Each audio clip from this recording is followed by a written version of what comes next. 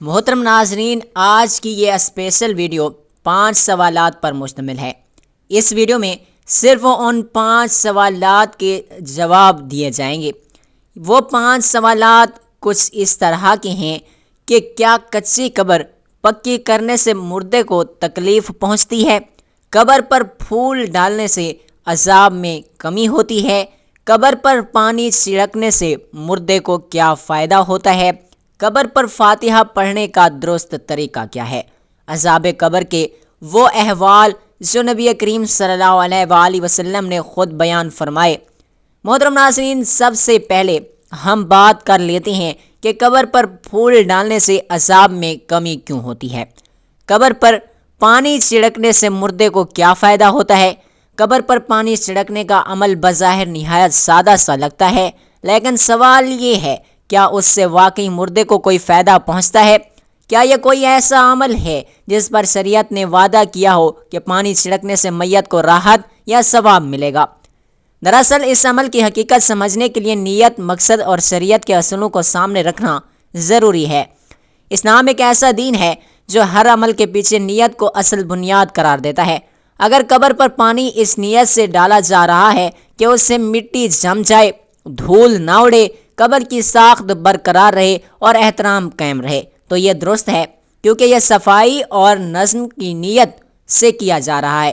لیکن اگر نیت یہ ہو کہ اس پانی سے میت کو کوئی روحانی فائدہ پہنچے گا، تو ایسی سوچ بے بنیاد ہے، کیونکہ قرآن و سنت میں اس کا کوئی ذکر نہیں ہے۔ فقہا اصولوں کے مطابق پانی چھڑکنے سے نہ تو صاحب قبر کو کوئی روحانی نفع ہوتا ہے اور نہ ہی یہ کوئی ایصال ثواب والا عمل ہے جس پر اجر و جزا کی بشارت دی گئی ہو۔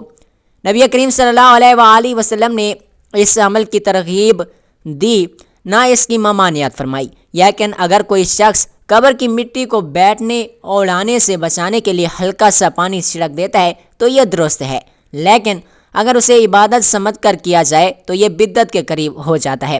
نیت اگر دنیاوی فائدے اور احترام کی ہو تو جائز ہے، مگر عقیدے کے طور پر کرنا درست نہیں۔ اس طرح قبر پر پھول ڈالنے کا عمل بھی اکثر لوگوں میں یہ عام ہے، لیکن یہ نبی کریم صلی اللہ علیہ وآلہ وسلم اور صحابہ اکرام سے ثابت نہیں۔ نہ حضور پاک صلی اللہ علیہ وآلہ وسلم نے اس کی تحدید فرمائی، نہ صحابہ نے اس کو عبادت کا حصہ سمجھا۔ البتہ ایک موقع پر نبی کریم صلی اللہ علیہ وآلہ وسلم 2 قبروں کے پاس سے گزرے تو فرمایا، ان دونوں پر عذاب ہو رہا ہے۔ ایک پیشاب کے چھینٹوں سے نہیں بچتا تھا اور دوسرا چغلی کرتا تھا۔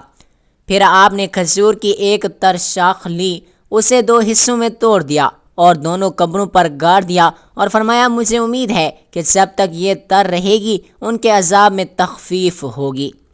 علماء نے اس حدیث سے یہ نتیجہ اخذ کیا کہ ہر چیز جب تک زندہ رہتی ہے وہ تسبیح کرتی رہتی ہے، ذکر الہی میں مصروف رہتی ہے، اور یہی ذکر، یہی تسبیح عذاب میں تخفیف کا سبب بن سکتی ہے۔ مگر یہاں بھی نکتہ یہ ہے کہ نبی کریم صلی اللہ علیہ وآلہ وسلم کا یہ عمل وحی کی بنیاد پر تھا۔ یہ عام امت کے لیے حکم نہیں بلکہ ایک خصوصی معاملہ تھا۔ اس لیے عام مسلمان اگر قبر پر ترشاخ رکھتا ہے تو یہ نیت نہیں رکھنی چاہیے کہ اس سے عذاب ختم ہو جائے گا، بلکہ صرف نبی کریم صلی اللہ علیہ وآلہ وسلم کے عمل کی یاد میں ادب کے طور پر کر سکتا ہے، مگر اسے عبادت نہ سمجھے۔ حقیقت یہی ہے کہ قبر پر پانی چھڑکنے یا پھول رکھنے سے اصل نفع نہیں ہوتا۔ اصل فائدہ تب ہوتا ہے جب زندہ لوگ میت کے لیے دعا کرتے ہیں، صدقہ دیتے ہیں، قرآن و تلاوت کرتے ہیں اور نیک اعمال کو بخشش کے لیے ہدیہ کرتے ہیں۔ میت کو راحت ان اعمال سے پہنچتی ہے کہ نہ کہ قبر پر چھڑکے گئے چند قطرے پانی سے۔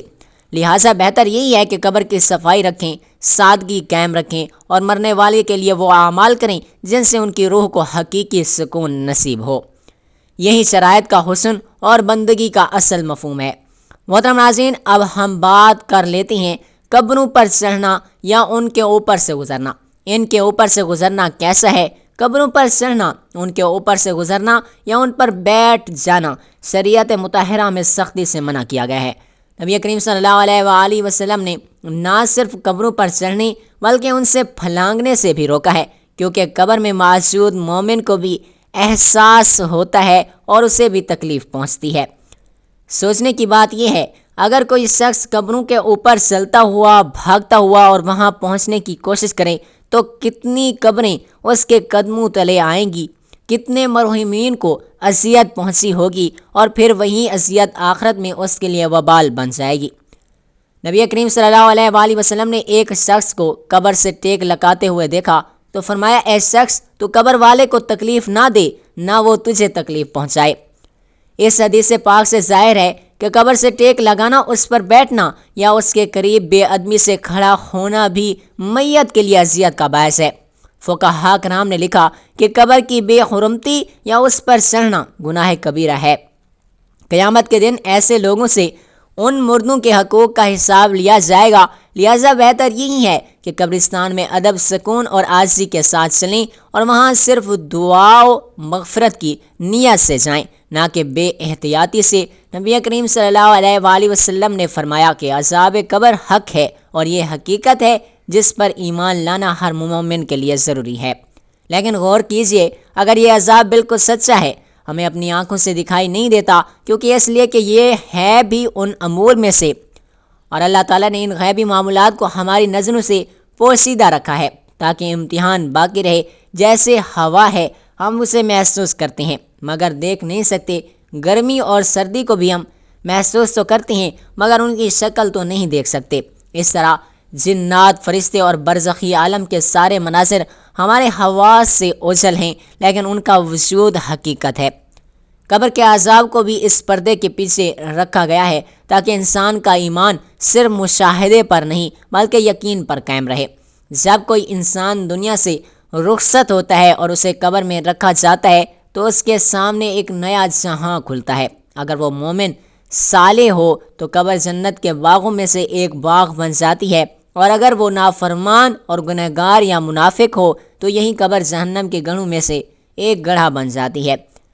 نبی کریم صلی اللہ علیہ وآلہ وسلم نے فرمایا، اگر تم وہ کچھ سن سکتے ہو جو میں سنتا ہوں تو مردے دفن کرنا بھی چھوڑ دو۔ یعنی انسان اپنے ہی دل کانپتے دل سے ڈر جائے، لیکن اللہ نے ہمیں ان آوازوں سے محفوظ رکھا تاکہ دنیا کا نظام قائم رہے۔ سوچئے، اگر ہم قبر کے اندر ہونے والے عذاب کو سننے لگیں تو شاید کوئی انسان ہنس نہ سکے، سکون سے سو نہ سکے اور ہر لمحہ خوف میں جیے۔ عذاب قبر کی حقیقت یہی ہے کہ وہ ایمان کا امتحان ہے۔ اگر اللہ تعالیٰ ہمیں ہر بات دکھا دیتا تو ایمان کی آزمائش باقی نہ رہتی۔ ایمان کا اصل جوہر یہ ہے کہ جو کچھ نبی کریم صلی اللہ علیہ وآلہ وسلم نے فرمایا اس پر بلا دے کے یقین رکھا جائے۔ صحابہ کرام رضی اللہ تعالیٰ عنہ نے بھی یہی کہا۔ انہوں نے غیب کو دیکھا نہیں تھا، لیکن رسول اکرم صلی اللہ علیہ وآلہ وسلم کے الفاظ ان کے لیے یقین کا درجہ رکھتے تھے۔ وہ جانتے تھے کہ جو بات اس زبان حق سے کہہ دی وہ اٹل اور یقینی ہے، چاہے وہ ہماری آنکھیں نہ دیکھ سکیں۔ کچھ لوگ آج بھی سوال کرتے ہیں، اگر عذاب قبر ہے تو ہمیں کیوں نہیں دکھائی دیتا؟ حقیقت یہ ہے، اگر ہر انسان کو اپنے اعمال کا انجام دنیا ہی میں دکھایا جاتا تو کوئی کافر باقی نہ رہتا، کوئی نافرمان گناہ نہ کرتا، پھر امتحان کا مقصد ہی ختم ہو جاتا۔ اللہ تعالیٰ نے انسان کو آزمایا ہے، اسے عقل دی ہے، وہی عطا کی، نبی بھیجے، لیکن غیب کا پردہ برقرار رکھا۔ یہ پردہ دار حسن ایمان کا میدان ہے، جہاں صرف وہی کامیاب ہوگا جو دیکھے بغیر یقین کرے۔ نبی کریم صلی اللہ علیہ وسلم نے کئی مواقع پر عذاب قبر کی کیفیت بیان فرمائی۔ کبھی فرمایا کہ کافر کی قبر تنگ کر دی جاتی ہے، یہاں تک کہ اس کی پسلیاں آپس میں جڑ جاتی ہیں۔ کبھی بتایا کہ قبر میں دو فرشتے آتے ہیں، سوال کرتے ہیں اور ایمان والوں کو روشنی عطا کی جاتی ہے، جبکہ کافروں پر اندھیرا چھا جاتا ہے۔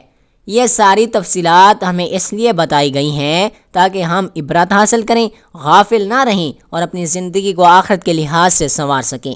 لہٰذا قبر کا عذاب صرف ایک غیبی عقیدہ نہیں بلکہ ایک تنبیہ ہے کہ موت کے بعد کا سفر شروع ہو چکا ہوتا ہے۔